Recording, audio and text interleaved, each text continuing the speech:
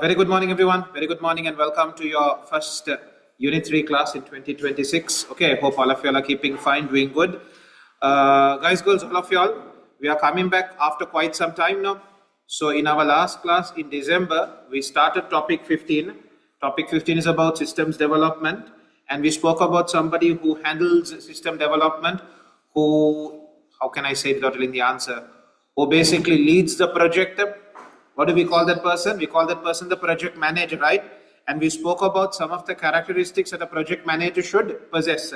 Is it clear? We also spoke about the characteristics of a successful IT project. But do you guys remember it? I'm sure you all don't remember it. So let's quickly go through that. And I think we came and stopped at communication and collaboration. That's where we came and stopped. Okay, communication among all stakeholders. If I remember, that's where we came and stopped. We'll go again from the top, come to the bottom, and then continue from the next part onwards. Okay, so guys, girls, everybody, topic 15. We are nearing the end of our syllabus. I also think I better start off with this. Everybody all know about these dates, no? I think it's important I start off with these dates itself. Where is it? Exam dates for the 2026 batch. So everybody, boys, girls, you all know when IT is happening now. 28th May, Unit 3, and 9th June, Unit 4. Okay, but April 26th or something, everything comes, full time comes to an end. You all know about that also, right? April 26th, shall I give you all the exact date now itself? So we are all on the same page. What was his name? So he told me, everybody, AS and A level, 24th will be the final day of classes. Okay, 24th April, and thereafter it's on your own. You guys will have to prepare for the exams. So almost one month after we stop our classes, you'll are having your exam. Okay, so I hope I can finish all the past papers also before that. Anyway, theory wise, we have done almost all the past papers. Only 2025 I couldn't do. I'm still trying to find a way to get that paper. Unit 3 I managed to get, meaning the students read it earlier. Some of them sent me their paper for recorrection. So Unit 3 is not a problem, but Unit 4 I still couldn't get the paper. And then 23rd March, second term exam. Okay, 23rd March, you'll have a second term exam, and then 24th April, we come to an end. Okay? Everybody okay with this, right? Okay, thank you. Guys, girls, all of you all okay? More than that second term exam, you all know these dates, no? These 2 dates. Your second term exam will be a complete past paper. You all know that also, right? Obviously. We are right now in topic 15. How many topics we have remaining? We have one more topic only remaining, topic 16. Okay, we have only one more topic remaining and then we are done with the syllabus. Okay, theory wise, Unit 3 wise, we have done all past paper questions chapter wise. We haven't done them as a whole. Is it clear? But Unit 4, we are doing them as a whole. We are doing 2020, 2021 June, 2021 October. Is it clear? Right. So everybody, let's have a look at topic 15 part 1. Topic 15 part 1, what we were talking about, systems development, developing a project. Okay, non-safe. Okay, so everyone, can you come down over here? What did we talk about, guys? We spoke about the concept of project management. Boys, are all of you looking over here? Why are you going so far behind? Come somewhere here, we do. Everybody, when you're developing a computer software, okay, we call it a project. That particular software that you're going to develop, we consider it as a project. And somebody needs to manage this entire project because there are many people involved. What do we call the people who are involved in a project? Oh, very nice. Stakeholders, not who are involved. Anybody who has an interest towards the project, we call them stakeholders. Okay? Even regulatory bodies, even the government, even law enforcement will be known as stakeholders. Okay? So then, guys, girls, everybody, we spoke about managing a project. When it comes to managing a project, guys, can you all see what I have highlighted over there? These are some of the key features when it comes to managing a project. Number 1 is managing its complexity. Inside a project, many things need to happen. You need a software to be able to do the following for you. Okay? It's quite complex how it's going to do it. So number 1, managing the complexity of it. Then guys, can you go down to the next one? Allocating resources for your project. Okay, boys, girls, everybody. Resource allocation, I'm not going into it in detail, but for example, you have tools, you have people, you have a budget, you have a time frame. Is it clear? You need to utilize them properly. Then number 3, guys, we have another one called risk mitigation. Identifying potential risks and then trying to avoid it, not avoid it, trying to manage them. We were calling it risk mitigation. Okay. Then guys, we spoke about various different risks. Can you all just quickly go through the bold words only?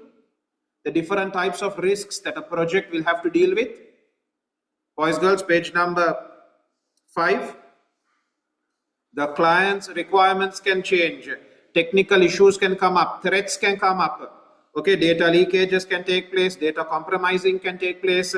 Okay, read the next one. Human factors. People can, your workforce can suddenly decide to leave. Okay, your workforce can suddenly put demands that you're unable to meet. Okay, right. Then wider issues beyond your control. The time I was explaining this, what was the issue that was going on? The cyclone had taken place, right? Everybody, when we were explaining this, few days before this lesson, the cyclone had taken place in Sri Lanka. So I gave that as an example. Okay, your office might have been in a place that got flooded. All your equipment could have got damaged. It's beyond your control. Okay, then everybody, quality assurance, remember? When you're developing a software, okay, there are certain standards that you have to meet. For example, when it comes to security, you need to ensure that all customer data is encrypted. Okay, like this, there are certain standards that you have to meet. Okay, quality assurance. Then communication and collaboration, we spoke about this also. All stakeholders should know what's happening in the project. Okay, you should talk to the stakeholders all at the correct time. Okay, then guys, we spoke about change management. Changes will always keep coming up because, as you know, IT is a area where every day newer things are coming out, right? IT 5 years ago and IT today, the way it's operating has changed a lot. So whatever project that you're developing, sometimes a project might take 1 year to complete. Your requirements at the beginning of the year and your requirements at the end of the year can be, can flip completely here. What you needed at the beginning of the year might no longer be valid when you approach the end of the year. Okay, boys, girls. Okay. Then meeting, scheduling and deadlines. So everybody, we came and stopped over here. Guys, can you all see the next topic? Characteristics of a successful IT project. If you were to look at an IT project, what would you expect to see inside it? Number 1 is clear objectives. You know what are clear objectives? Everybody on the team knows what this project is trying to achieve. The goals are very clear. Everyone, are you all with me? What are we talking about? Characteristics of a successful IT project. Number 1 is everybody on the project, every stakeholder in the project knows what this project is going to achieve or what is it trying to achieve. Everybody is on the same page. Are we all okay with this? Okay. Could you just read the first sentence, guys, of it? It is important to clearly define what should be achieved as a result of the project. Okay, everybody. Okay. Everybody is on the same page. Everybody knows exactly what needs to be done. What are we trying to produce? What are we trying to achieve? Okay? Right. Then guys, girls, can we move down to the next one? Effective stakeholder engagement. We also spoke about it under project management. And a characteristic of a successful IT project is that stakeholders get involved at the correct time. Is it clear? When I say stakeholders, guys, anybody who has an interest towards a project. It can be customers, it can be clients, it can be end users, it can be technicians, it can be regulatory bodies. You get each of them involved at the correct time. Okay, at the correct time, the relevant people get involved. Okay, that's a characteristic of a successful IT project. Then read the next one. This is where we came and stopped. There are 2 types of stakeholders: internal, those who are within the project, within the organization, and then you have external stakeholders, those who are outside the organization, outside the project. Can you all read the examples I gave for both of them? Internal stakeholders who are directly involved in the project.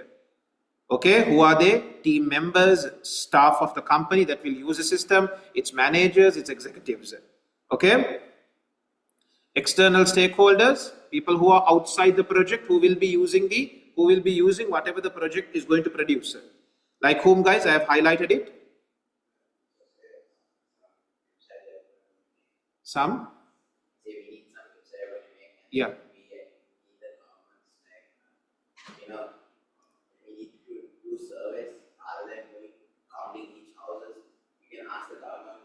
Yeah. Yeah. Are they internal or external? They're outside the project, right? The developers and the team that's developing the project are internal. Okay? Everybody else is external. What you say here that people who are going to use the working outside. No, I think I made a mistake there. No? People who are developing the project are internal. Those who are going, now here when I say who will use the system are people who are developing the system. They will be making use of the system. Or they will be making use of the system. They will be developing the system, testing the system, all that. End users will be external. They are outside the organization. No?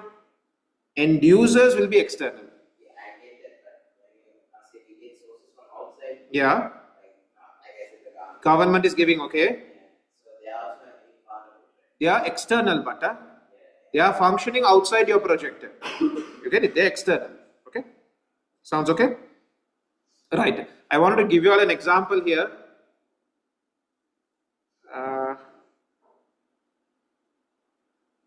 I was going to say something when you told me that. Anyway, if it comes to my mind, I'll show it to you all.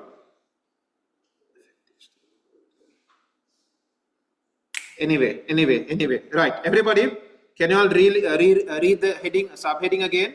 Everybody, what is our main heading? Adam, all of you all, what is our main heading here?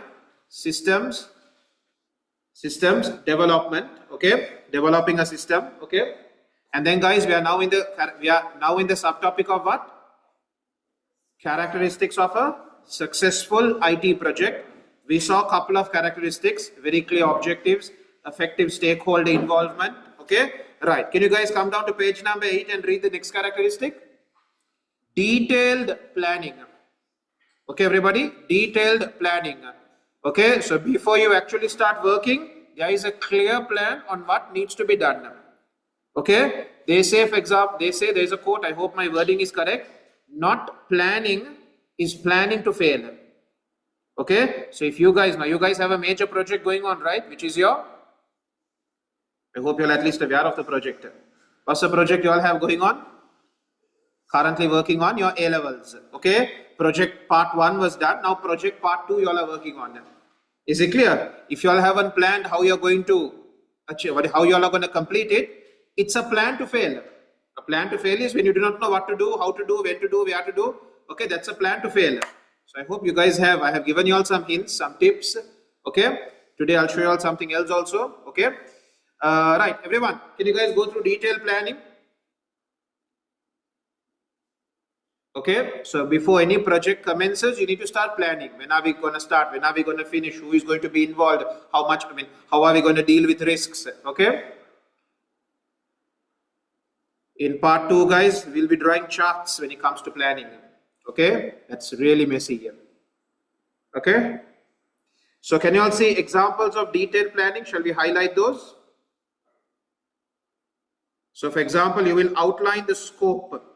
What is this project going to cover? This is what we are going to cover. What are we going to deliver at the end of the project? We are going to deliver an app, we are going to deliver a website. What is it you're going to deliver?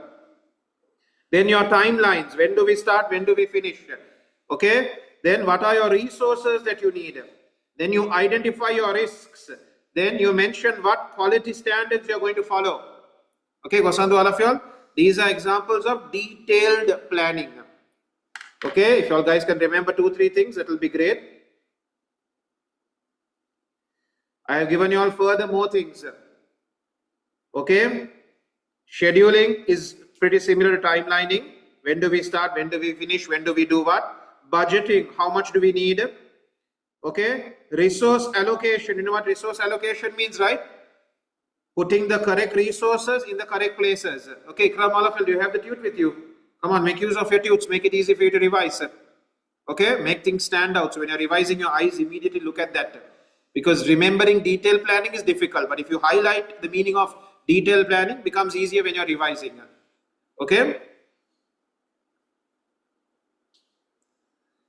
Okay, everybody? You have a detailed plan. Okay, it's like, for example, now everybody, cricket tournament is coming up in Platinum. This coming Saturday, we have our cricket tournament. I'm not a part of it, but a lot of plans are going into place. Okay, how are we going to register students? How are we going to allocate the, what do you call the nets? No, not nets. The grounds, the indoor grounds, there are 4 grounds there. How are we going to allocate it? How is the schedule going to be? When are we going to start? When are we going to finish? What equipment are we going to use? Okay, already we have planned and kept it. On that day, we will simply start executing it one after the other. Is it clear? But imagine if we went to the ground without planning and just started dealing with things as it came up, we are for sure going to mess it up. But now we have a plan. Okay, how do we start? How do we finish it? Okay, right. Then guys, girls, after detailed planning, another characteristic of a successful IT project is you have a skilled team. People who are skilled to work in project management, who have the necessary skills to develop whatever it is that you require. A skilled team. Okay, can you guys read that? You need people who have the skills that you require to develop whatever it is that you want developed.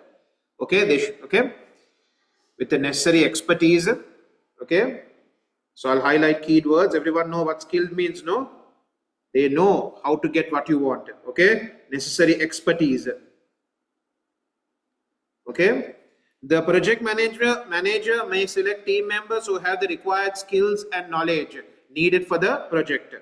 Okay, who have the required skills and knowledge. Okay, where a team is already established, a team has already been formed, and the project manager will allocate project tasks that best match their ability and experience. Once the team is formed, then the project manager will choose what each individual should work on. Okay, everyone? Then guys, adaptability. You know what adaptability means? Adapting to changes in the external environment. Your project should be able to change, should be able to adapt to changes in the external environment.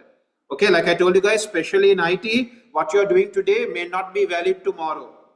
Okay, you might not realize suddenly accepting payment through cryptocurrency might start, going up.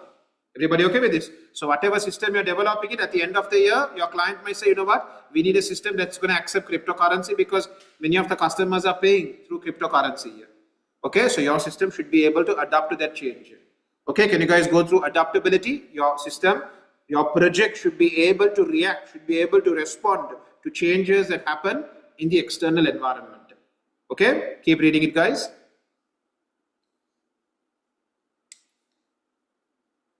Okay, so shall we highlight something when you're revising, where as soon as you look at it, you know the meaning of adaptability. Adaptability, evolving requirements. Requirements are changing. Technologies are changing. Market conditions are changing. Okay, you might work so hard on producing a mobile app, and then suddenly Apple might release a phone where a foldable phone, for example. Samsung has already done it. Apple at the end of the year might release a phone which is foldable. Now, as a developer, what do you need to do? You need to ensure that your app can work on such a phone, right? I'm giving you all a very simple example. Is it clear? Example of adaptability here. Okay. Or for example, you might have been developing an EPOS system for a supermarket. Okay. And at the time of launch, you might notice that NFC payments are suddenly becoming very popular. But your EPOS system doesn't support NFC here. Your EPOS system supports only microchip card payments. You have to change now. If everybody else is using it, your system also should be able to accept it. Okay? Simple examples. Okay? Adaptability here. Okay? Can you all read the next sentence? This is normally a point of argument between you and your client. What does it say there? It is important to ensure that while plans accommodate a certain degree of changes, yes, you will adapt, but the main project objectives are not ignored, and that feature creep is limited. You know what this means?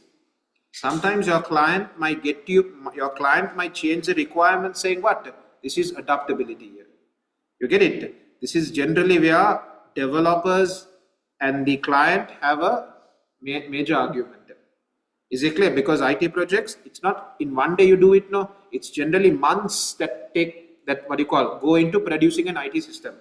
In the meantime, your client is seeing so many changes happening in the world. And each time your client wants his app or his website or his project to also be able to support whatever is happening in the external world. Is it clear? Some new payment system came out, some new card system came out, some new technology was released. He will want his project to be able to support all of that. But that's not what you all agreed on. Is it clear? You all agreed to develop what do you call a specific system, and your client might keep telling you know what, your project needs to respond. Your project needs to respond to changes.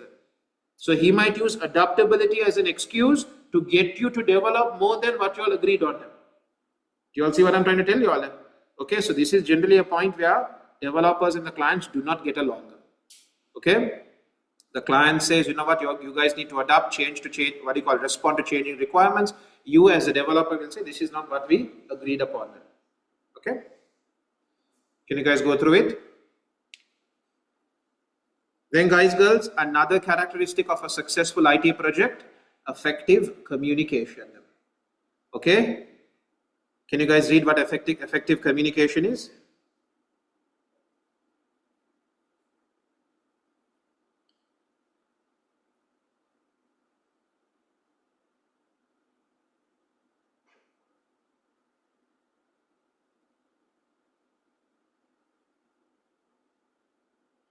So a problem in project management is after some time you start assuming things. People didn't do things and you start assuming them. Okay? When you start assuming things, that's when problems start taking place. Okay? So until people tell you what's on their mind, it's very difficult for you to manage a project. Is it clear? So in project management, and people are having issues, they should be able to come and tell it to you. We are having issues. We are having problems. This is not working. That's why we're going to do this. Is it clear? Effective communication. Okay. Everybody on the team is clearly speaking out on whatever their concerns are. Okay. But for example, when you have a boss or a project leader who's very reactive, they get angry quickly, they start shouting, they start screaming, they start accusing you. Is it clear? Then normally what will happen to the team members? Do you think they'll bring up issues? Do you think they'll bring up concerns? Do you think they will ask for help? No, they will fear the shouting and screaming. So they silently, they will, what they call, they keep so many problems inside within themselves, because they are afraid if they voice out these concerns, if they say, you know what, I do not know how to do this, I need help to do it, they are worried the shouting and screaming will start, or they might lose their job. That fear gets them to hide so many things. Keep, what do you call, keep things under the carpet. Is it clear? So it looks like the project is going okay, it looks like things are getting developed, it looks like we can meet the deadlines, but then it comes to a certain point where too many things have been hidden. At one point they are all going to come out, all the problems are going to come out. Everyone okay with this? Okay, so a characteristic of a successful IT project is everybody is talking about what's going on. Everybody is very clear about what they can do, what they cannot do, when they need help. Okay, all right, can you guys read it? This sometimes happens in our own houses, right? Isn't it? Sometimes when our parents are too strict, when we have a problem, we are afraid to approach them. So what do? We keep it to ourselves. And then the problem gets bigger and bigger and bigger and bigger, and then at some point it bursts. That's when things go out of control. Okay, so generally at home we should be talking about problems, but sometimes, you know, our parents are very reactive. So when we bring a problem up, they react too much. So we prefer to keep quiet about it. Sometimes the same happens in companies as well. The leader, the manager, the boss, whoever is running the project, is a very reactive person. So what do employees choose to do? They choose to keep quiet, and then problems keep building up. Okay, so a characteristic of a successful IT project, again and again I'm repeating the same thing, problems are spoken out, concerns are spoken out, help is asked for. Okay, the last paragraph sums it up for you. Ensures alignment between teams, everybody is on the same page, because everybody is talking, so everybody knows where the project is, where are we at right now, what are the problems we are facing right now. Okay, helps to effectively avoid or resolve issues, manage expectations. Okay, the client knows exactly what he's going to get from you all, because he has properly told you what he wants from you all. You as developers also have clearly told him what you all can do, what you all cannot do. You get it? Expectations are very clear. Okay, are we all okay with this, boys, girls? What are we talking about? Again and again I'm asking, because I want to make sure you all are on the same page with me. What are we talking about? What's our subtopic here? Characteristics of a successful IT project. Okay, we went through multiple characteristics. Effective communication is another one of them. Okay, all right, shall we move on to the next one? Quality focus. Okay, the focus is on what? The focus is on quality here. Building something that will last, building something that will work properly here. Okay? Right. Can you guys read it?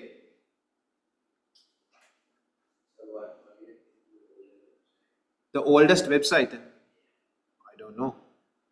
I never checked up on it. Okay? Quality focus. Okay?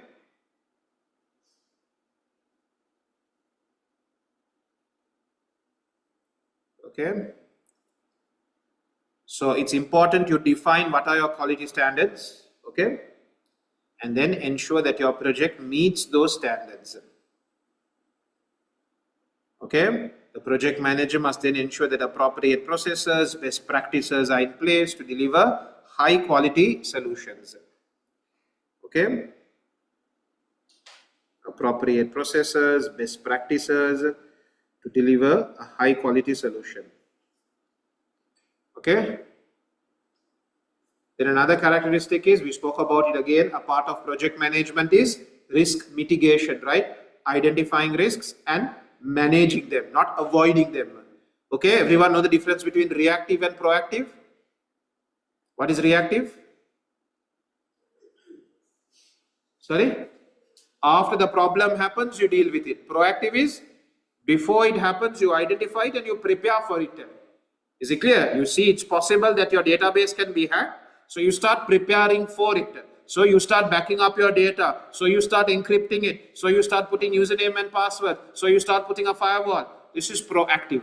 Reactive is after it is hacked, you start panicking. Okay? Risk management, can you guys read it again?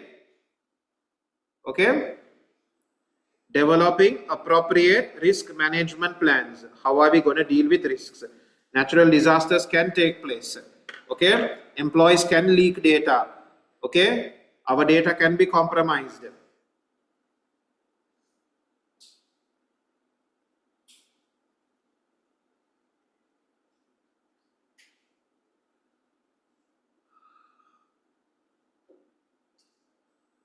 Another characteristic, everybody, boys behind, all of you all. Kosandu, all of you are reading with me.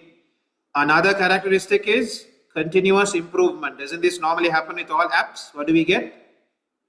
We get updates, right? Regular updates. Okay? You're continuously improving. You're trying to continuously make your app or your website or your software, whatever it is that you have developed, you're continuously working on improving it, making it even better. You're responding to changes in the environment. Okay? Right.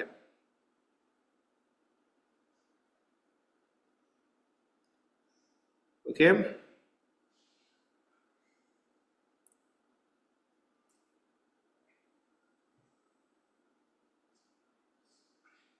Somebody was telling me, in companies, in some of the most successful IT companies, normally what they do is, after every project, they have a session called lessons learned. You know what's a lessons learned? This thing. In a lessons learned session, the developers and the team, they all come together and they go through the difficulties that they went in the project. The difficulties, the shortcomings, the problems. Boys are listening to me. At the end of a project, they have a session called a lessons learned session. And they go through, all the problems, shortcomings, everything that happened. Adam, what's happening over there? Can you put that away in your bag, please? Everybody, over here. Okay, at the end of a project, they have something called lessons learned. Okay, and in this session, they talk about all the problems that they had. And these problems are documented. They're all written down.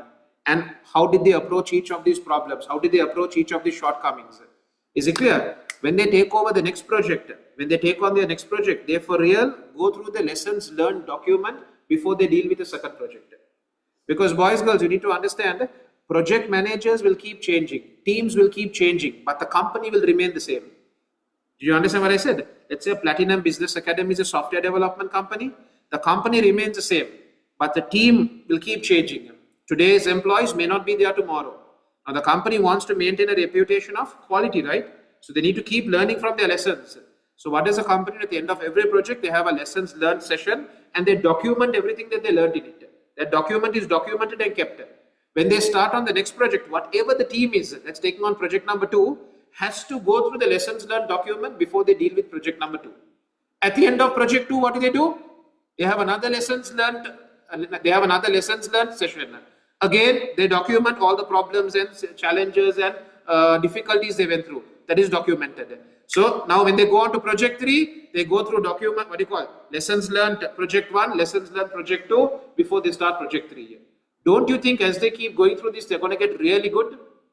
Every project, they are not repeating mistakes.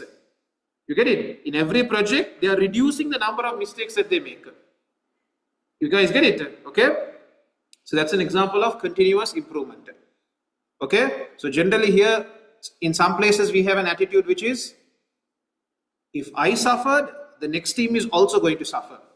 Isn't it? Sometimes that attitude is over there. You know, I suffered and did this project. I'm not just going to give the lessons learned to the next team.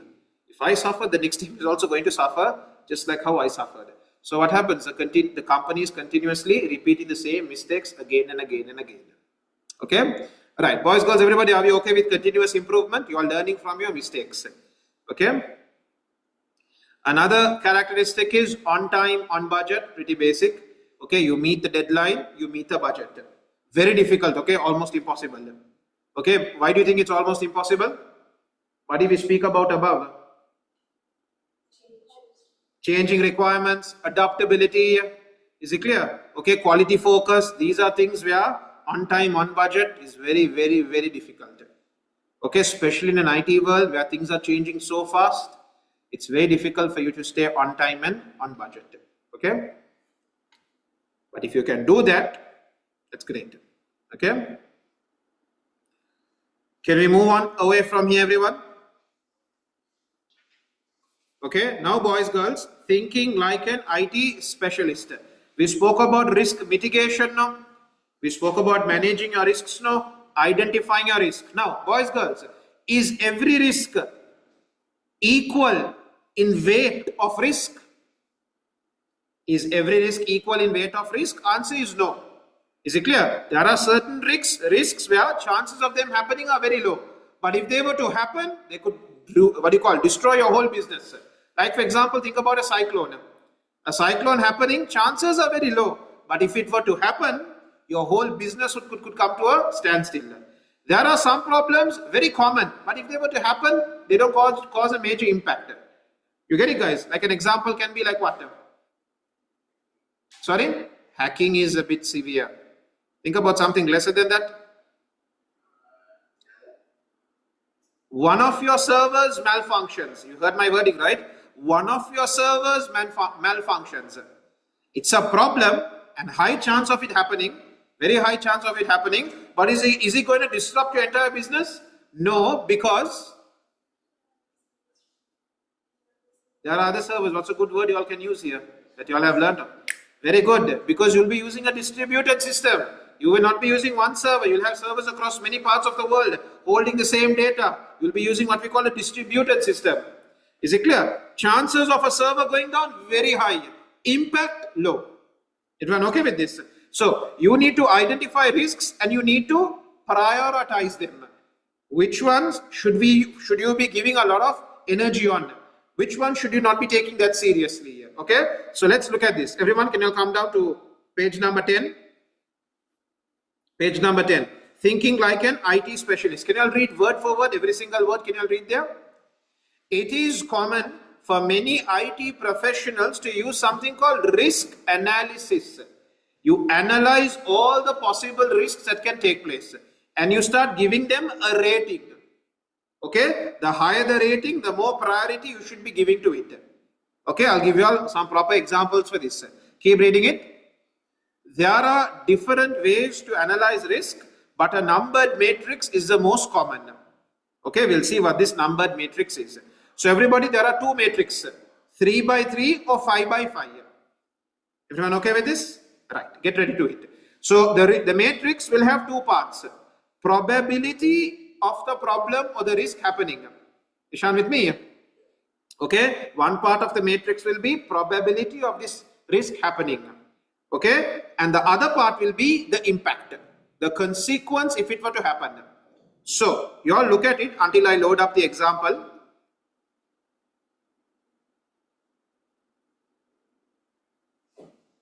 Everyone.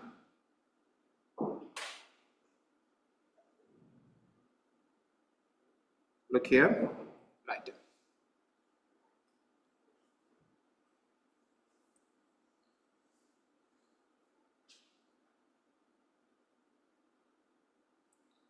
So boys, girls. So this is a 3 by 3 matrix. Can you all see? On the x-axis, you have the impact. Low, medium, high. Okay? So everybody, low will be 1, medium will be 2, high will be 3. You'll understand what I mean by 1, 2, 3? We'll give it a value of 1, a value of 2, a value of 3. On the y-axis, you have your probability. Chances of it actually happening. Okay, so again, high, medium, low. So high will be 3, medium will be 2, low will be 1. Is it clear? So you can have high probability, low impact. High probability, medium impact. You guys, do you all see this matrix? Okay, right. Now let me give you all a real life example, guys. What's our example? School computer lab. Everyone with me? Okay, we are going to take a school computer lab and put a risk 3 by 3 risk matrix for it. So can you guys have a look at it now? Having a keyboard issue, high impact, likelihood, probability of keyboard not working very high. But if it were to happen, is it a major problem? Not really. One computer is not going to be working properly. And even if the keyboard is not working, what's your other option? You have on-screen keyboard, right? Isn't it? You have on-screen keyboard. You students can use that. No big deal. Print out of ink, very possible of it happening. The impact of it is medium. Okay. Internet down during exams, very high chance of it happening. And if it were to happen, major problem. Is it clear? So you will be prioritizing this. Okay. Green is on a major issue. They are prioritizing it. Even though this is low, if it were to happen, what is written over here? Fire in the lab. So this is their number one priority here. So oranges would indicate it's medium, and red would indicate this is a high priority here. Even though it's low, let's properly prepare for it. Put fire extinguishers. Don't allow students to bring in what you call liquids. Don't overload the sockets. Okay, indicate where the fire exit is. They would be ready for it. Can you guys go through this matrix? Go through this matrix, guys.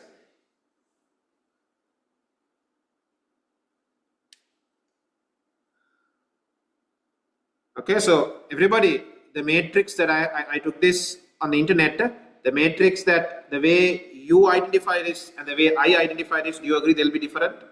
Now for me, a chair breaking, I don't even see it as a medium issue. I'll see it as a low issue. Is it clear? I wouldn't prioritize it on it so much. Okay, but the person who made this matrix, he sees it as a medium issue. Okay. Guys, you all get it now? Them boys, girls. Okay. Can you again come back to your tute? Everybody, come back again to your tute. No, not yet. Can you come down to the 5 by 5 matrix? 5 by 5 matrix, again, we give it numbers, but this time this is a little more in detail. Everyone saw this? Again, x-axis is impact, y-axis is your probability, chances of it happening. Is it clear? So 5, 4, 3, 2, 1, 1, 2, 3, 4, 5. Okay. Okay. So what you do is, guys, to know which ones to prioritize, an easy way will be to multiply the two numbers. The higher the number, the more priority you should be giving to it. Everyone okay with this? This is another way to identify your risks. You only will know what your risks are. Okay. And an easy way to prioritize, something can be difficult for you to decide what to prioritize first. Whichever, multiply the two numbers. You know what I say by two numbers, right? The x-axis number and the y-axis number, multiply the two. Okay? The higher the number, the more priority you should be giving to it. So everyone look at this. Mobile banking app. There is a typing error in the user interface. Very high, very much possible of that happening, but the impact is very low. No problem if there are spelling mistakes. Okay? Very much possible. And the impact can also be very high is a login failure. Users are unable to log in to the system. Okay. Can you all just go through this, guys? Unfortunately, or fortunately, I don't know, but I don't have any past paper questions where you have to draw a risk matrix yet. I don't have from 2021 to 2025. I don't have any risk matrix questions. Okay. Everybody okay with this?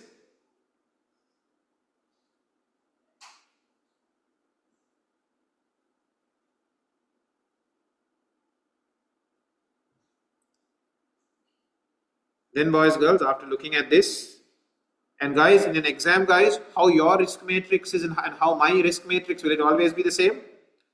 No, the way you identify issues and the way I identify issues can be different. Okay? Alright, everybody, we are going to move away from here then. Now, multiplying of the scores. Everyone, can you look at your note again? Here is an example of a 5 by 5 risk scale. So everyone, can you all see? If you get a score between 1 to 4, very low. Your priority will be very low. 5 to 9, adequate. A certain amount of priority you should give to it. 10 to 16, it's a high risk. And 17 to 25, it's a severe risk. You need to be preparing for it. Okay, everyone, did you all see? Boys, see it below. Do you all see the matrix multiplying? Okay. So the higher the number, the more priority you will be giving to it. Are we all good with this, everyone?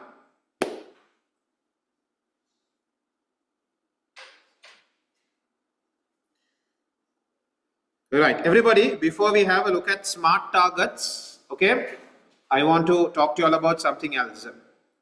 Guys, girls, all of you all, I'm just going to show you all a slide. And what have I been telling you all? I have been telling you all to focus on your system, right? To focus on your process, isn't it? When it comes to, I'm talking not about the lesson anymore. I'm talking about your studies.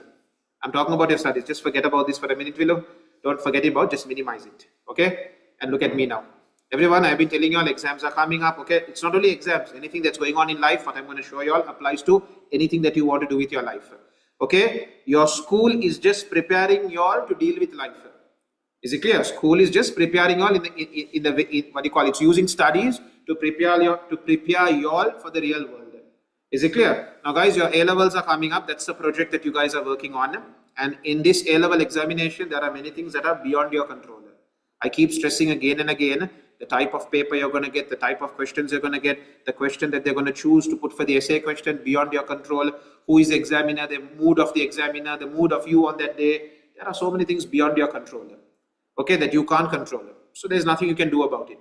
But there is a lot of things that you can also control. Is it clear? For example, your preparation can be controlled. And preparing for an exam is not something everyone enjoys doing. Is it clear? I mean, maybe one or two in this class, we might enjoy studying, but including me, majority of us, we are not that fond of studying. Is it clear? So I want to show you all guys of how, I want to just guide you all of how you can build a system where for you to study, it becomes very easy. Because you have a system that is built to get you to pass the exam. Okay? Just look at these two situations over here, everybody. I'll just show you all two scenarios. Okay? Some of you all might roll your eyes. Okay, like this is such a, what do you call, what's the word, I don't know the word. But you all just go through it. And what I want you all to understand is of how you can build a system that works for you. It works so well that you're automatically going to do really well in the exam. Okay, so everybody, we have two people over here, Oliver and we have Ben. I'll tell you both their situations and you tell me which one has a higher chance of doing really well at an exam. Okay, so both of them are revising at home and see how both of them deal with revising at home. So this is Oliver's situation. His study table, the place that he studies at, is completely cluttered. Books and bags and stationery and all sorts of junk and everything is on his table. It's a cluttered table. You all know what cluttered means, right? Lots of things on his table. If you look at Ben's situation, complete opposite. His table is clean. Only what he is going to study is on the table. Okay, he's going to study IT topic 4. That's the only tute on the table. Nothing else on the table. Okay. Look at Oliver's situation, guys. His notes and his books are all somewhere in that clutter. He'll have to open bags and books and move things this way, that way to find his notes and books. Okay. But if you look at Ben's situation, he knows exactly where his study material is. I have seen some of you all have files, topic 1, part 1, topic 1, part 2, topic 1, part 3. Everything is organized and kept. So when you need a specific topic, you know exactly where to turn to get that tutor. Is it clear? Ben is just like that. He knows exactly where all his tutes are. Okay? Oliver's situation, how does he study? He studies with his phone right next to him, so that he can respond to his notifications as soon as he gets it. He doesn't like to keep people waiting for him. As soon as they message him, he wants to respond to them. What is Ben's situation?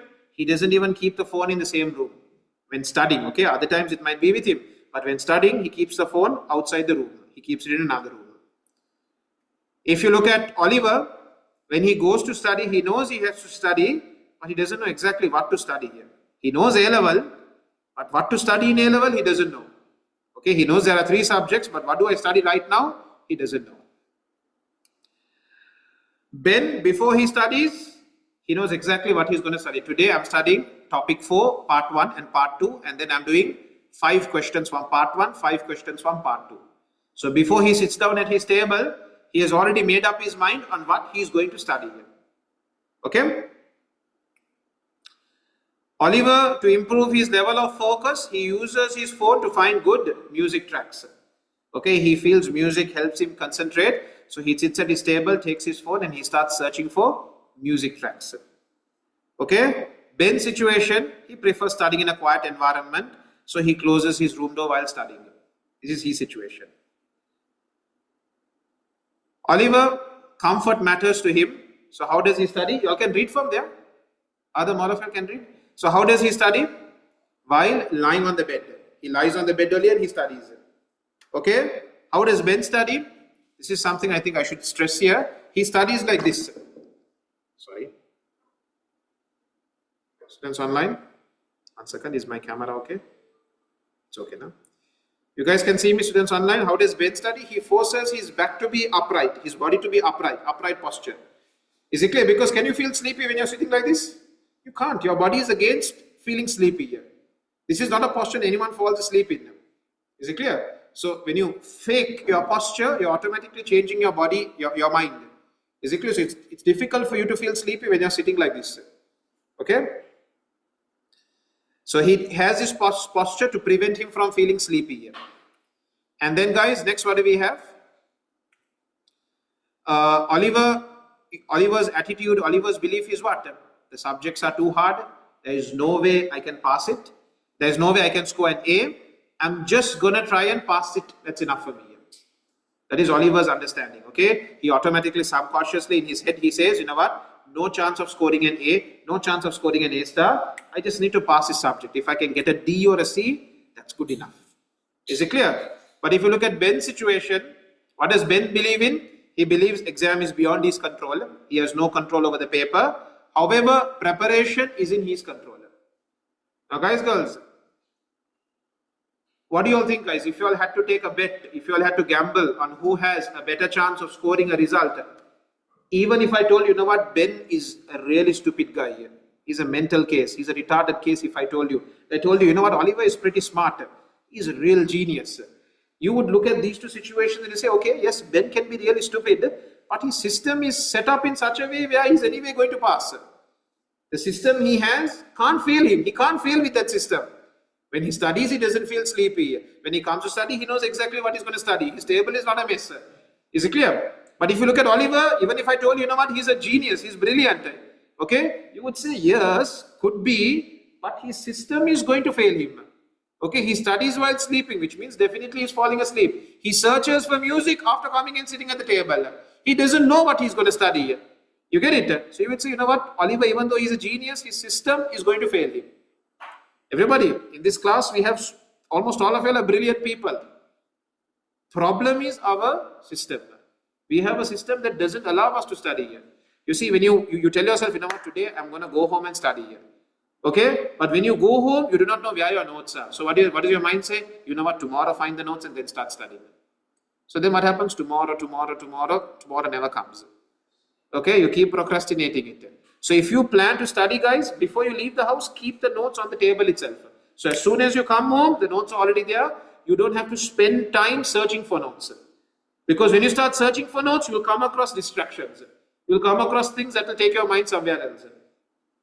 Then when it comes to music, guys, I personally believe music, especially with lyrics, can be very destructive when it has lyrics, especially here.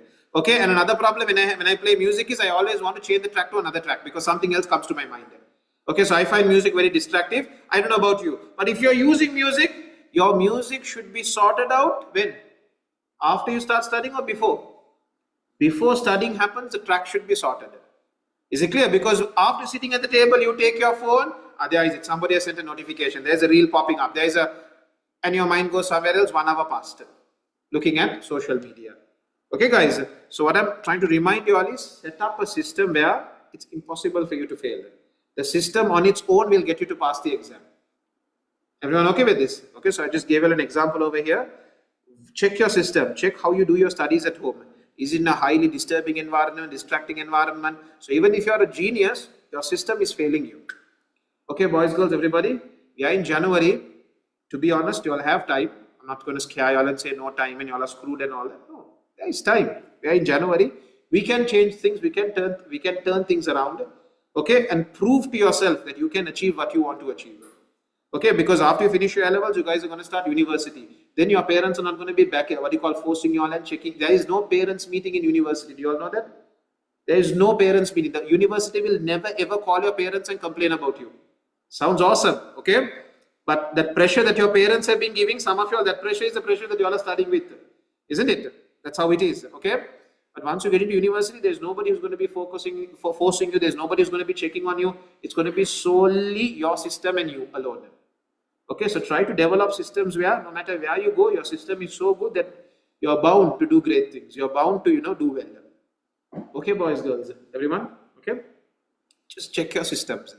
Okay, right. Then, boys, girls, everyone, let's move away from here. And can we come back? What's the time, guys? It's already 10:30. So I have 15 minutes now before we take our break. Can we have a look at something else, which is also again related to your lesson? But we will talk about it in terms of project management. Okay, everybody, when setting targets, when it comes to project management, you have to set targets now. This is what we're going to develop. This is when we're going to finish it. Is it clear? So it is recommended, not recommended, it is compulsory that they set something called SMART targets. Because SMART targets, again, is a system that's built for you to achieve your target. Did you hear what I just told you all? If you set your targets within the SMART framework, let's stop here. Does anyone know what I'm talking about? Anyone? SMART, what does SMART mean? Nobody here knows about it. Okay, interesting. Generally, they speak about this in schools. Okay, no worries. Then good, you all can learn about it. SMART is a framework. So when you're setting a target, you put that target inside that framework. When you put it inside that framework, chances of you completing your target will automatically go up. Okay, let's see what this framework is. Right. So everybody, can you read the first paragraph? Guys online, anyone knows what SMART is? Before this lesson, anyone online who knows what SMART is?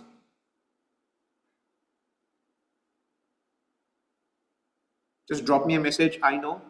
Nobody?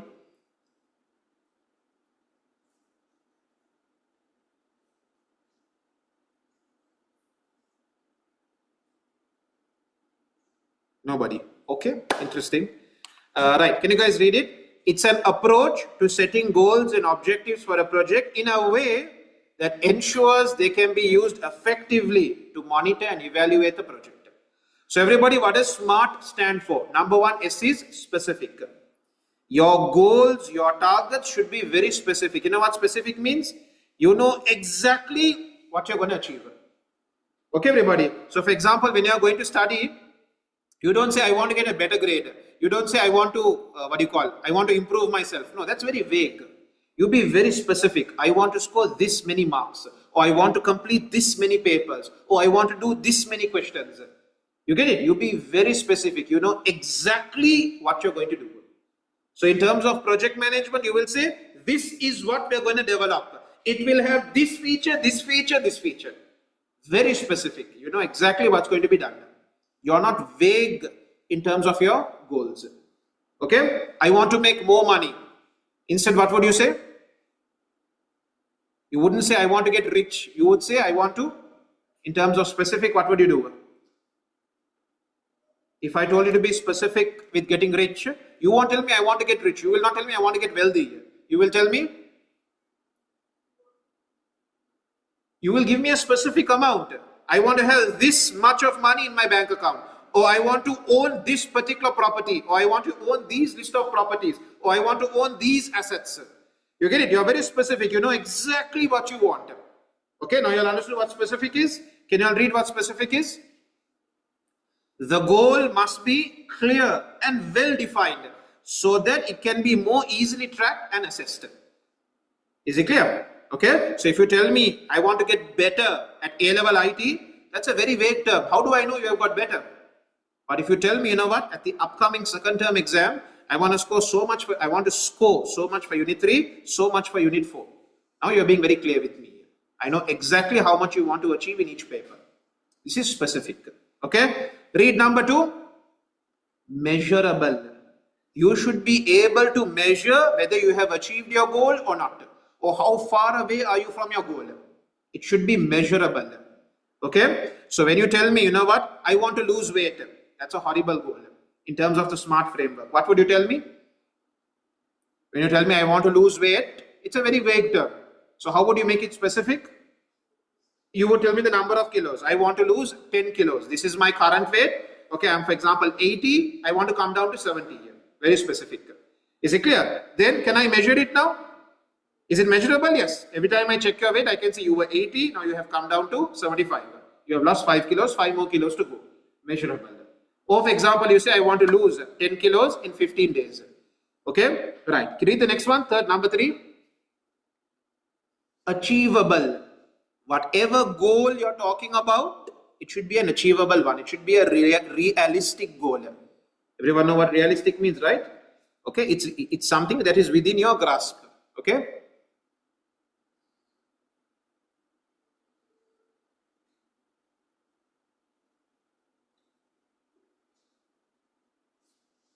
Okay, so setting goals like, you know what, I will study 10 hours a day, 15 hours a day. Come on, you're just lying to yourself. Nobody can study 10 hours a day. Okay, be practical with yourself. Okay, achievable goals.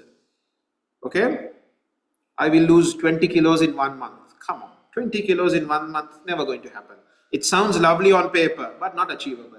Okay, maybe it's achievable, but you know yourself. You know you're not willing to put so much of sacrifice into it.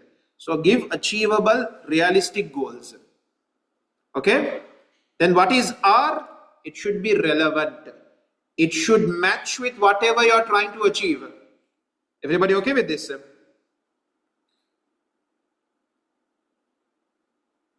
Okay, each target should align with the overall project aim. Whatever it is that you're trying to aim for, your target should align with those aims.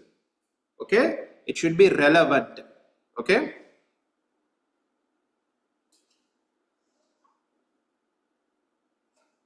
And then finally, what is T? It should be time bound. There should be a starting date, there should be a finishing date.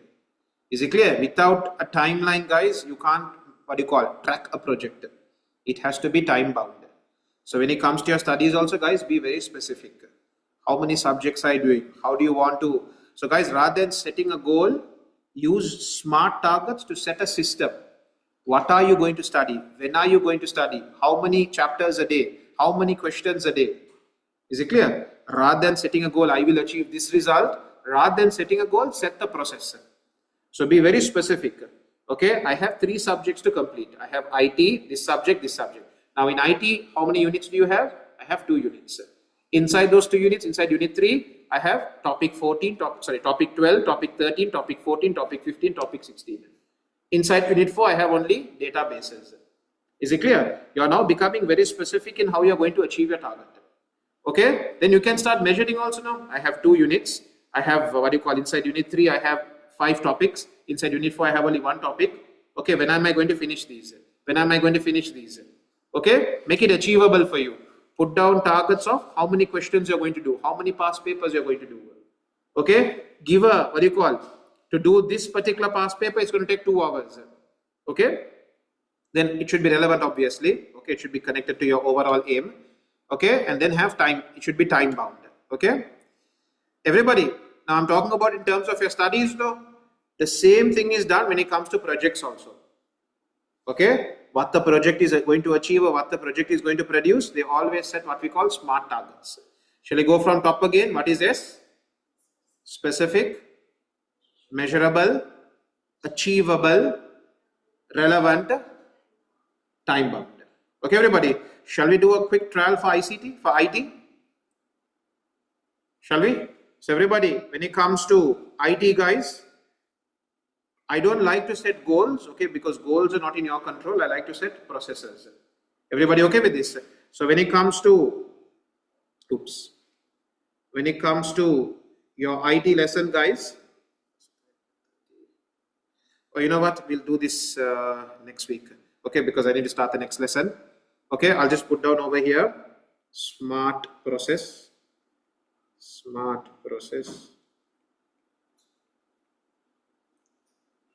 for A-level IT. Okay, we'll talk about this next week. Okay, I need to start the next lesson. Okay, right, boys, girls, all of y'all, with that, we have come to the end of part 1. After the break, I'll do some past paper questions. Can we all open up part 2, everybody?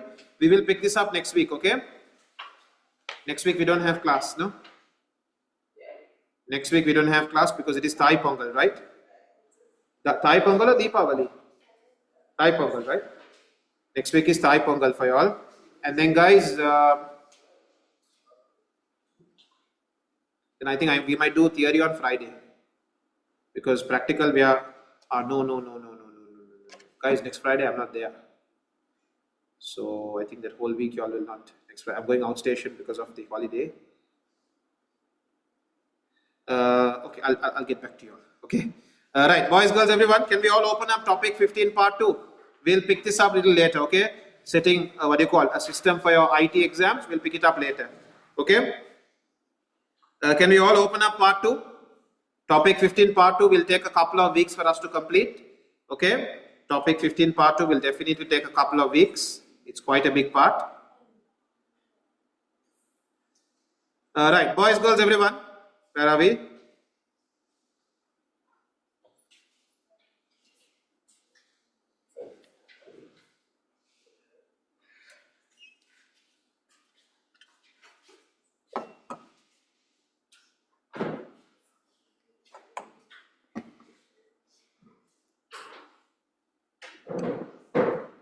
Right, boys, girls, can you all move down to page number, everybody, page number, project management tools. In part 1, what do we see? Introduction to project management. Then what do we see? The parts of project management. Then we saw the duties or the requirements of a project manager. Then we saw the characteristics of a successful IT project. And then we spoke about setting targets using what framework? SMART framework. Okay, now we are going to talk about tools that can be used in project management. Okay, right, can you guys read it? A successful project has to be carefully planned and monitored throughout its whole life cycle. From starting to end, you have to be monitoring it. Okay, so guys online, I'm sorry. Yes.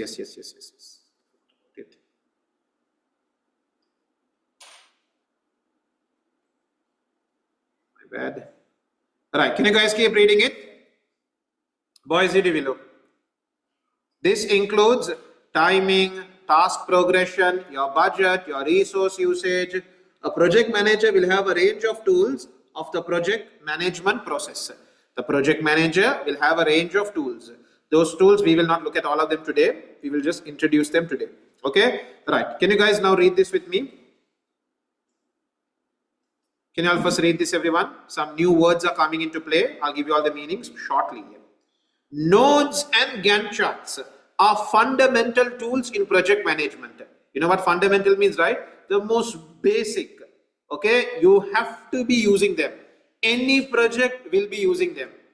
Okay, we'll see the meaning of each and every one of those words. Nodes and Gantt charts. Another new word is also coming up.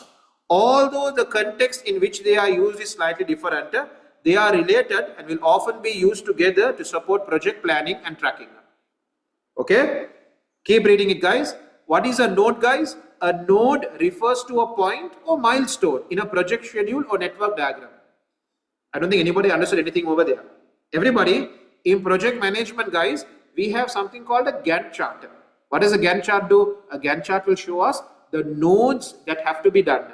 When are they going to be started? When are they going to be finished? What are nodes? I'm going to tell you now. For now, what did you all understand? In project management, what's a fundamental tool we use? We have a chart called a Gantt chart. Basically, in simple words, a Gantt chart will show the tasks that need to be done. Is it clear? When it comes to developing a banking app, there are many tasks that need to be done. Each task will be referred to as a node. Are you all with me? Each task in the project is a node. Each task will have a starting date and an ending date. Agree? When you put all these tasks together on a timeline, what do we call that chart? A Gantt chart. A Gantt chart, guys, can you all see? It will show you when it starts, when it finishes. Okay, now boys, girls, take down these notes with me when I tell you all. Everybody, where is my this thing? Right. Wait, don't write until I tell you all to write. Don't write until I tell you all to write. Okay? Can you guys read the meaning of nodes? Individual piece of work. You can call it a task. Okay, everybody? Right. Now, can you all take it down? Just above node, guys, can you all put the meaning of it? So when you're revising, immediately you know what node is. You don't have to go and use tools to find the answer. So what is node, guys? An individual task.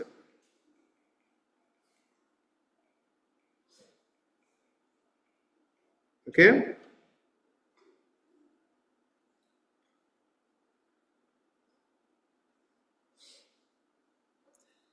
Then boys, girls, we had another word, no? Where is another word? Milestone. We had another word called milestone, no? We'll talk about that also. Okay, I'm going to teach you another word also. Okay, everybody saw this? A node is a single task. It can even be an activity that needs to be completed. Gathering requirements, interviewing employees, interviewing CEO. Okay, these are what we call nodes. Can you all see examples of nodes? Oh, sorry. Can you all see examples of nodes? Designing the login screen, create user registration form, setting up database tables, write money transfer code, test password reset feature. It can be a task or it can be an activity here. Now, designing login screen is not one task, no. It's an activity, designing the login screen. So, shall we put that word also in our tute, everybody? An individual task or an activity here. Or an activity here. So, now when you are revising, you know what node means. Okay, an individual task or an activity here. Then, boys, girls, can you all see each node has a what? Has a start date. When do we start? When do we finish? How long it's going to take to complete this task and what resources are going to be used. Okay, so we draw it in a Gantt chart as individual bars. Okay, can you guys look at this image here?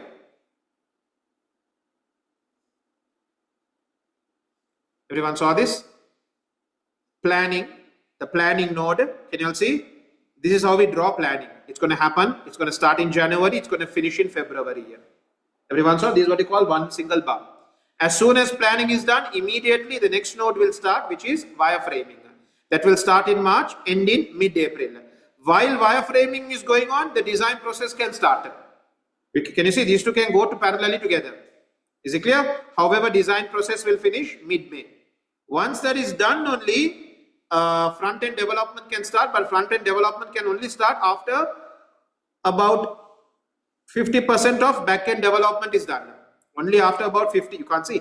Only after about 50% of back-end development is done, only front-end development can start. You guys get it? Okay. What are these pink color bars called? Nodes. They are called nodes. Right. Then boys, girls, I'll show you another example also. Look at this. Can you all see? These are nodes. Write landing page copy. Now it sounds like a task. Approve page copy. Sounds like a task. Review page design. Sounds like a task. So a node can be a task or it can be an activity. So far so good now? Okay. Keep reading it, guys. Then guys, boys, everybody, I'm going to give you all a small note to take down in your paper. Can you all read this word? Which the textbook didn't mention, but I want you all to know it. Number 2, we have something called phases. What is a phase, guys? A group of related nodes. Okay? Can you all read the meaning? A phase is a collection of related tasks or related nodes put together. Okay, so for example, guys, I'll give you all an example over here. Look here. These are all what do you call nodes? No, all of these together will be a particular phase. All of these together will be a particular phase. Are we good? Right. This is not there in your note. Can you all please note it down? Phase is a collection of related tasks grouped together. I'll also write it down. Okay, so phase, a collection of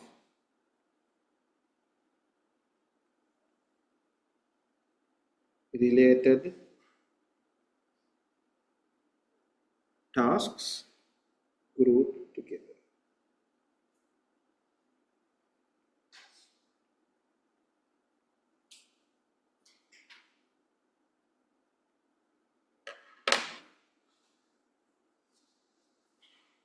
Okay. Then boys, girls, can you all read the examples I have given you all? Designing UI mockups, the user interface mockup, designing it, because inside it so many activities have to happen. Those activities put together will be what do you call? Sorry, everybody, my bad. Look at these nodes over here. Inside the design phase, we will have the following nodes. Inside the development phase, we will have the following nodes. Are we okay with this? Okay. Inside the testing phase, we will have the following nodes. Okay. Testing phase will have unit testing, security testing, user acceptance testing. You all don't need to by heart these. I'm just giving you all examples. Okay. We'll break shortly. Okay. Can you all read this? A phase contains many nodes, and even phases will have durations. When should the phase start? When should the phase finish? Are we all okay with this? Sounds good? Right. Then boys, girls, everybody. Next, guys, we have something called milestones. What does milestone mean? Key completion points. Everybody okay with this? So say for example, guys, Platinum has now reached 10,000 students. When we announce it, what would we say? We would say Platinum has reached a milestone in its journey of success. Okay, it means we have not got to the end, but we have achieved one major step, which is we have enrolled 10,000 students. Everybody okay with this? Or for example, when you guys finish your A-levels, what will your parents say?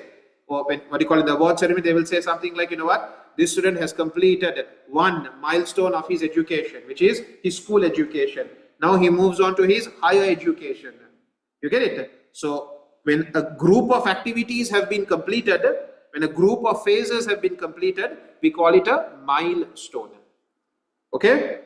And milestone, guys, it's written in past tense. You have achieved it. You have completed it. Okay? Right. Can you guys read it? A milestone is a single important point in time that shows something major is completed. Okay? This milestone has been achieved means something has been completed. Okay? There is no duration to it. There is no start date and end date to it. It's just a checkpoint. Okay? Right. Boys, girls, can you all just note down that meaning? Above milestone, guys, can you all put an arrow and note it down? Key completion point. A key completion point.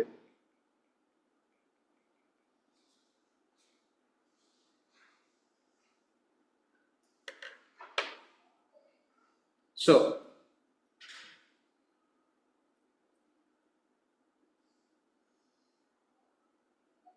remember, it has no milestones, do not have durations.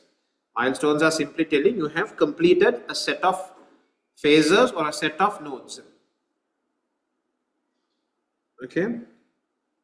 The meaning of milestone now. So everybody, can you all read the examples? Again, remind yourself, unlike a node, unlike a phase, a milestone has no duration. It's just a checkpoint. Have you done it or not? Have you achieved it or not? Okay. Can you all read the examples? The design has been approved. This happens after all the design nodes are done. Development completed. Okay. Sorry. Happens after testing. Sorry. Happens after all coding tasks are done. App is ready for launch. Another example of a milestone. Okay, mobile app banking app is now live or available on Play Store. Okay, so guys, everybody, yeah. Now say once we develop a website, do we still have the control of that website? We means who? The developers. Yeah. It depends on your agreement with the client. Normally, those who developed it will continue to update it, maintain it. That's normally the case. But sometimes maybe the client will say, you know what, hand over everything to me. I'm going to go with another team. There is no, what do you call it? All depends on the client. Because normally after development is done, you will charge them a maintenance fee. Okay, sometimes the client may not like how you develop the project, so he may not want to continue working with you. So he'll say, you know what, maintenance, somebody else will do it for us, or we will do it inside, in-house. It's dangerous, it's a bit risky, but sometimes, you get so frustrated with your development team, you say, you know what, I don't want you all handling maintenance, we go with somebody else. Okay, right. Boys, girls, everybody, can you all see how do we, depict a milestone using a diamond symbol? Unfortunately, I don't have a Gantt chart to show it to you all. Okay, everybody, I don't have a Gantt chart that shows the diamond symbol. Okay, but you all do understand, right? If you all see a diamond, by the way, in our past paper questions also, none of the Gantt charts that they gave us have this diamond symbol, but you all now know what a milestone is, right? When something has been achieved. Okay, right. Then, boys, girls, with that, I'm gonna stop at this point. Let me quickly have one more look over here. Boys, girls, part 2. I think I better start the questions.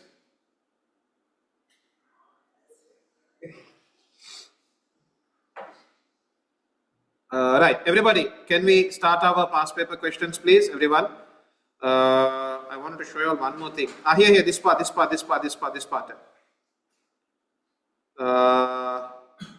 So everyone, can you all see over here? We have something called a network diagram. Can you guys see what a network diagram does?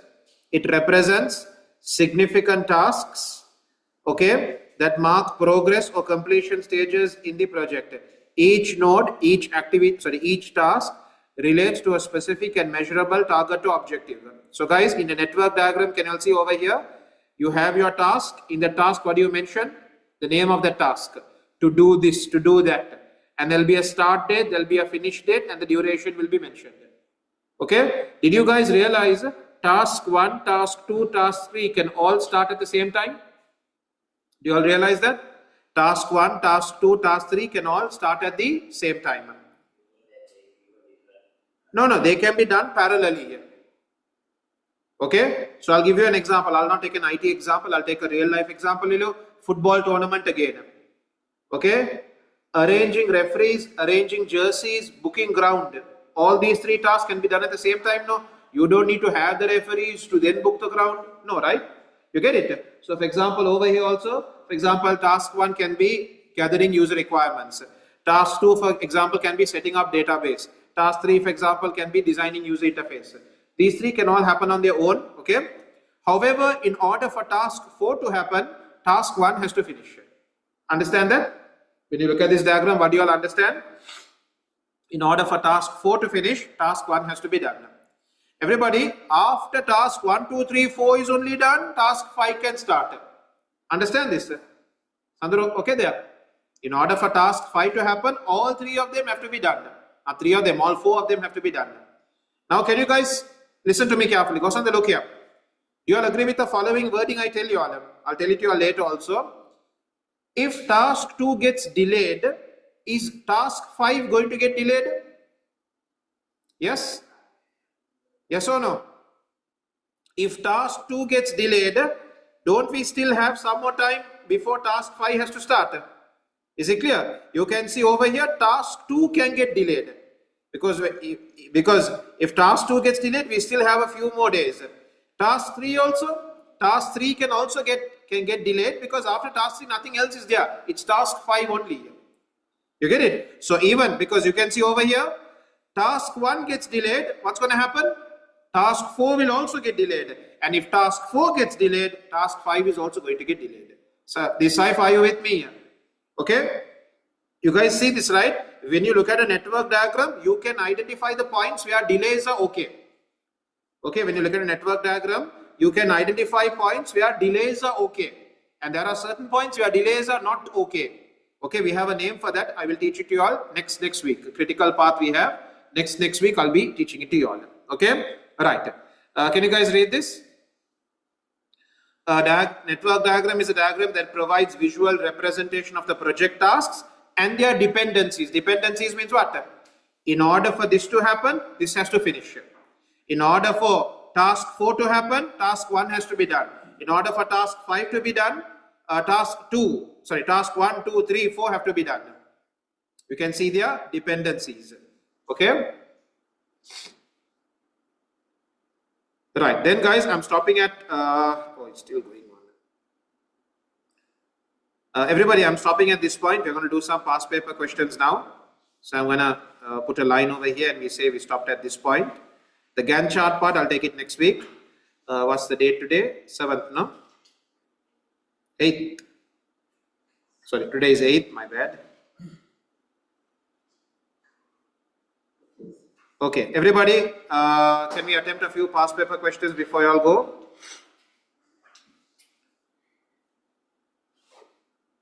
Guys, girls, topic 15, part 1, question number 1, everybody.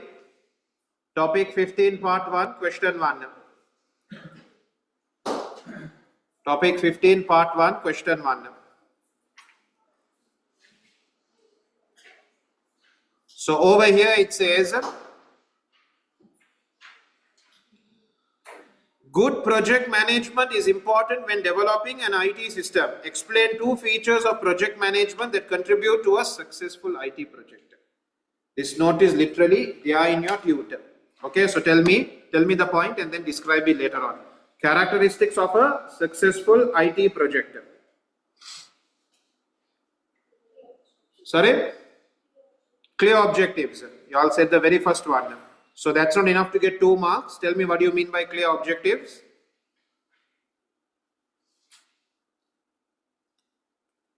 Clear objectives. This is where.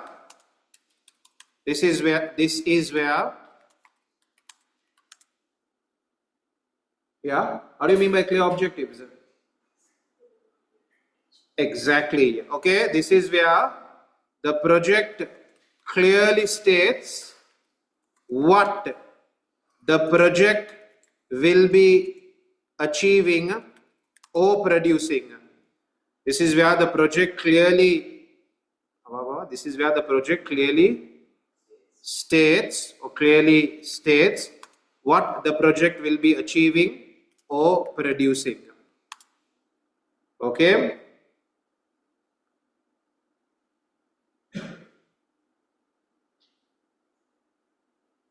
Right. Another characteristic can be, take characteristics that you can explain. Okay, you can describe, you can explain.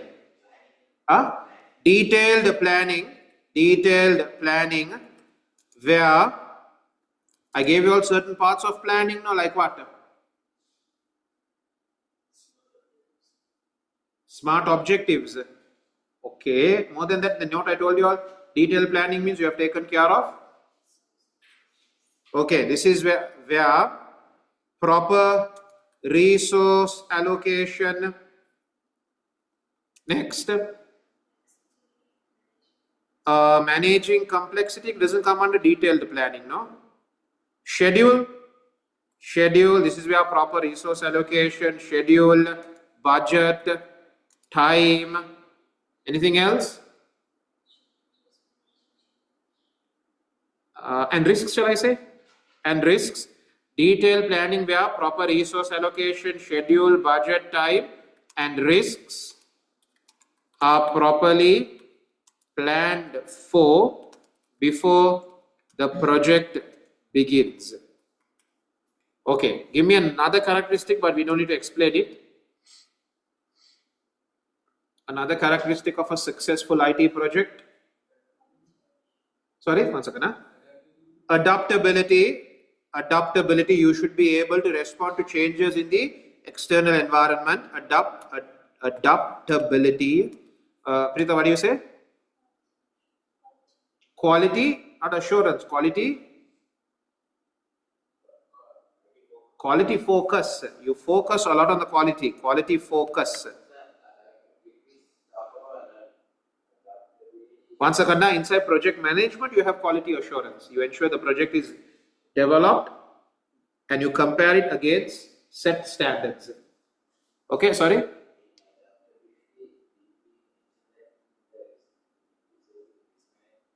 Risk management and adaptability are not the same thing.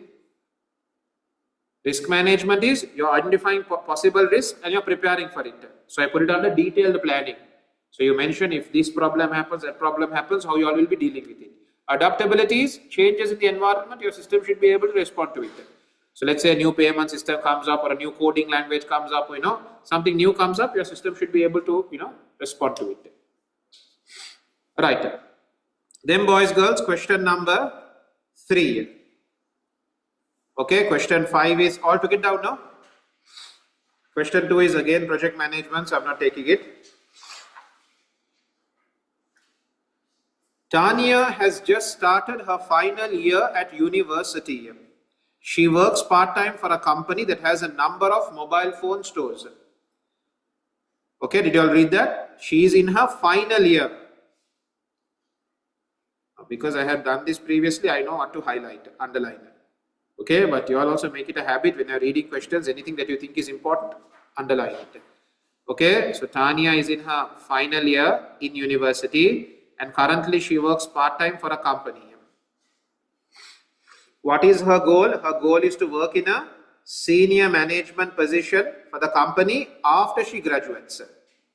She wants to work, her ultimate goal is to be in a senior management position for the company after she graduates. She has written objectives using SMART criteria to help her achieve her goal. She is using the SMART framework to help her achieve a goal.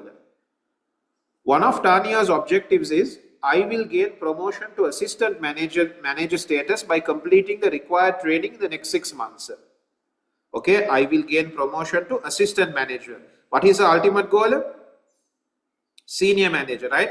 Her ultimate goal is senior manager.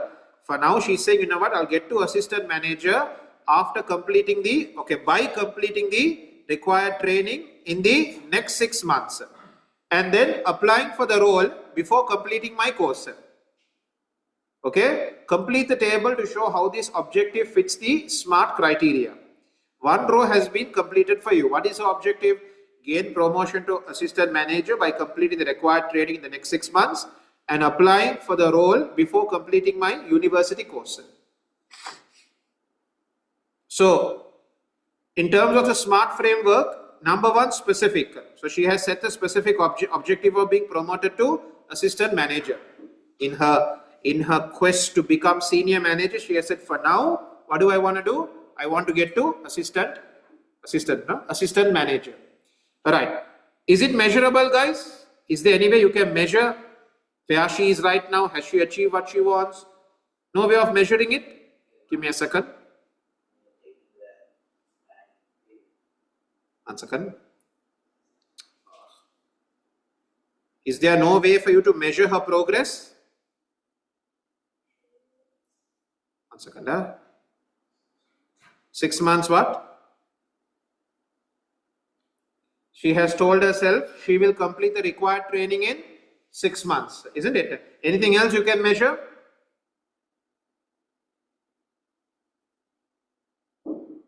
She has started a final year at university, that is difficult to measure. Gain promotion, that's not something you can measure, no? Okay. Shall we note down this 6 months first? Complete the required training in the next 6 months. Okay. Okay, there are 3 things. She will complete the training in this next 6 months and then she will apply for the role. Also, what did you tell me, Adam? I will gain the promotion, no? That is not in her control. I will gain the promotion is not in your control, no? Okay. She hopes she'll get it. But how will she prepare to get it? Or how will she try to get it? Completing the training in 6 months. Okay, so Tanya will complete the training in the next 6 months. Next 6 months, right? Where they said next? In the next 6 months, and then apply for the role of and then apply for the role of assistant, what? Assistant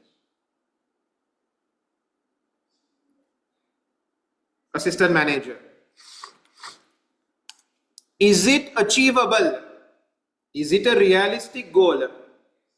Why you say yes?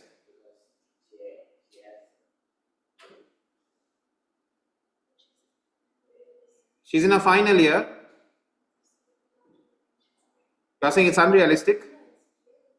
It's realistic because You mentioned in the final, right? yeah. It's realistic, but it will take a long time. No? Don't talk about that. Just say, is it realistic? Yes. Wait. Her ultimate goal is senior manager. Right now, what is the objective? Right now, the objective, guys, don't confuse it. Examiner is purposely confusing you all. At the top is her ultimate goal, to become senior manager. For now, we are looking at what? Getting to assistant manager. Possible or not? Why are you saying possible? Okay, she is going to complete a training. Okay. Huh? She is in her final year at university also. Somewhat educated she is. She already works part-time in the company. Okay, everybody. That's why I highlighted this, but you all didn't realize. She already works in the company. She's already in the company. She's already working part-time. It's achievable for her then. Okay, she's not an outsider anymore. She is, already in the company. Companies prefer to promote people internally, isn't it? So you can write down all three answers. Achievable since she already works part-time in the company. She is in her final year at university. Okay. Achievable, she already works part-time in the company and she is in her final year at university. Is it relevant? Does it match her ultimate goal? It does match her ultimate goal. What was her ultimate goal? Yes. In order to become a senior manager, she should first become an assistant manager. Relevant since to climb to the position of senior manager, she is first trying to get to the position of assistant manager. So it is relevant. It matches her path. She's taking the right step. She's heading in the right direction. Is it time bound?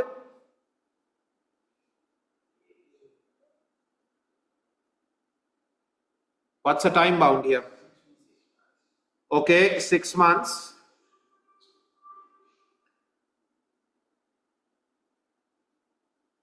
Gain promotion to assistant manager by completing the required training in the 6 months and applying for the role before completing my university course. Okay, we can mention both of them. Time bound.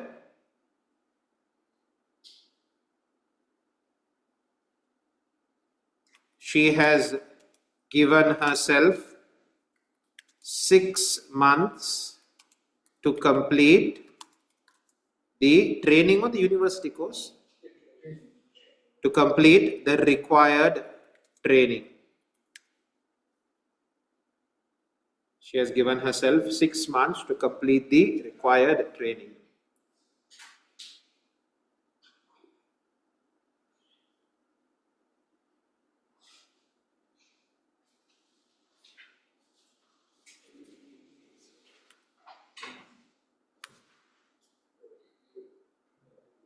Right, let me see if there is any smaller question. Boys, girls, can you read the marking scheme, please? Have I missed out anything? Can somebody tell me? Anything I have missed out?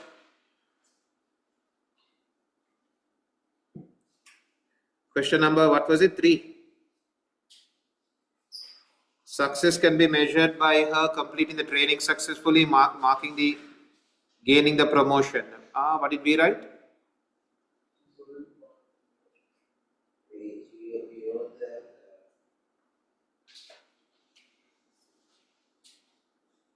We said the same thing, right? And then apply. They have said achieving that position, no?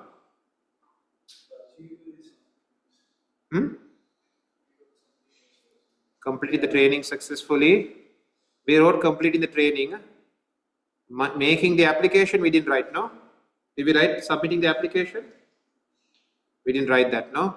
Gaining the promotion also, we didn't write it. The objective is achievable if Tanya can complete the training. What did we write? We wrote it slightly differently, right?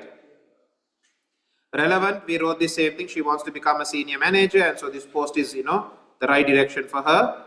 Time bound also, we have said it. Okay, she has said 6 months. Okay, or you can say end of course for the application. Only our measurable is a bit different, isn't it? Guys, can you all note down these answers next to measurable? Outside the box, so it's a marking scheme answer. In your paper, everybody, outside the box, can you all just say? The marking scheme answer is completing the training successfully, making the application on time, or submitting the application on time, getting the promotion. How does she know she has achieved it? When she gains a promotion, when she completes her training.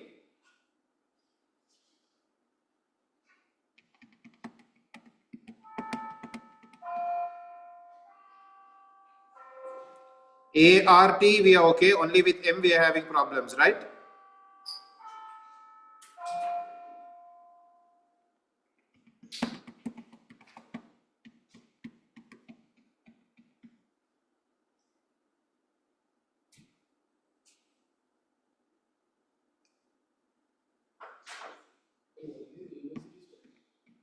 Okay.